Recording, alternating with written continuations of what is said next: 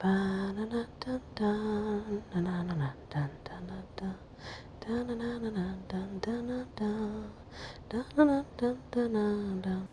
everyone, my name is Catherine. Welcome back to my channel. In today's video, I decided to record an eye look solely using bone colored nude shades of cool toned eyeshadows, and I have a mixture between shadow and cream products. This video will be voiceover and close-ups of the application process to give you a very in-depth view on how to do this eye, even though it is so easy to achieve.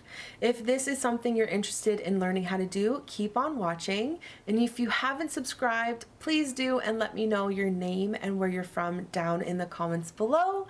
And without further ado, let's get into the video. To prime the eyelids, I'm using my TIGI Perfect Eyeshadow Base. This is essentially a eyeshadow primer, and these days I am struggling sometimes with oily lids, so for this eyeshadow look I wanted it to last all day, so this was a really handy product to use. It is very sheer, lightweight, which I love. I don't like feeling like there's something on my eyes especially, and so it's very lightweight, has a little bit of luminosity to it, and it helps keep those oils at bay while keeping your eye look looking great throughout the day as well. So we applied a sheer coat of this. I do advise you to warm up this cream product first with your finger just because it is more of a solid cream, but other than that I gravitate towards using this primer all the time. I wanted to add a little bit of concealer on the lids, so I went in with my Time Balm concealer by the Balm Cosmetics, and this concealer is very full coverage. I have mine in the shade Light. It is a cream product, and just like the primer, you really have to work the product with your finger and warm it up before applying. A little bit of this does go a long way. What I like to use it for is concealing the lids, concealing blemishes, but I typically stay away from underneath the eye because I notice that it does crease, but other than that I do really like this concealer, and I find that most of the time I don't even need to set it. So I applied a couple of thin layers of this on the lids just to create a very clean canvas for the eyeshadows.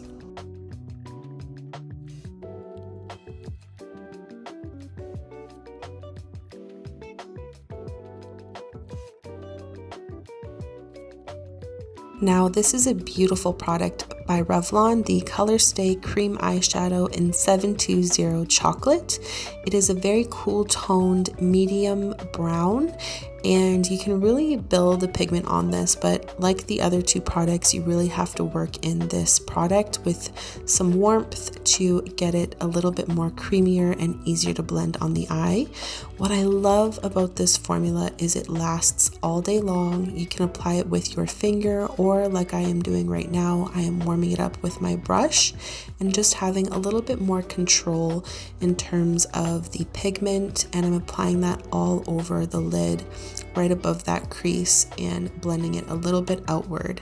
This is just one of those go-to products for me where I know it's gonna lay a beautiful foundation for some depth, and there is this very natural undertone to it as well that you can get away with applying it with some shimmer or just leaving it as is. It looks really pretty on its own as well.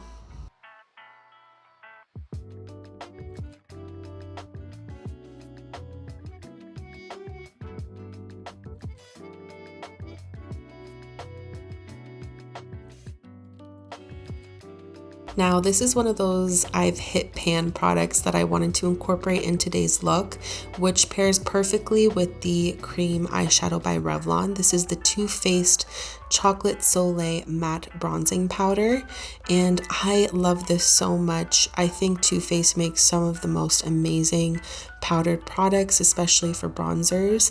This is a little bit of a deeper bronzer for me, and I like to use it to contour.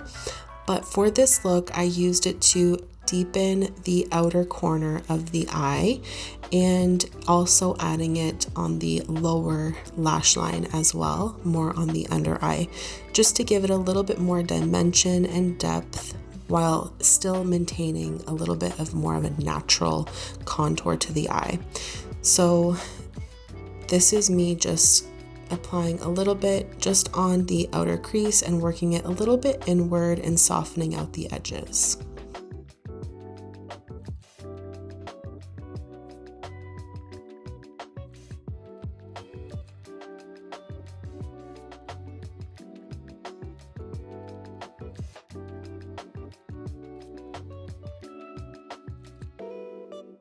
To brighten up the inner corner, I used my bite-size e.l.f. Cosmetics palette in Cream and Sugar, and I used the Cream matte shade on the far left or far right, depending on where you're looking.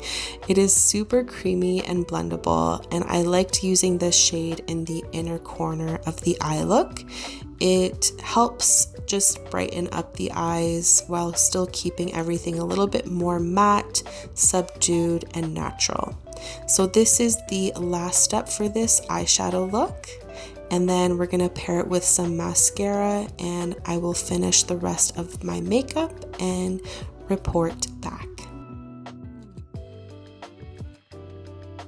So this is my super basic but very essential eye look for everyday or special occasions, or when you're out and about and just running errands. This is so long lasting. This is my go-to eye look. It's only a few products, and I think it looks really pretty on a lot of different eye shapes, eye colors, and skin tones.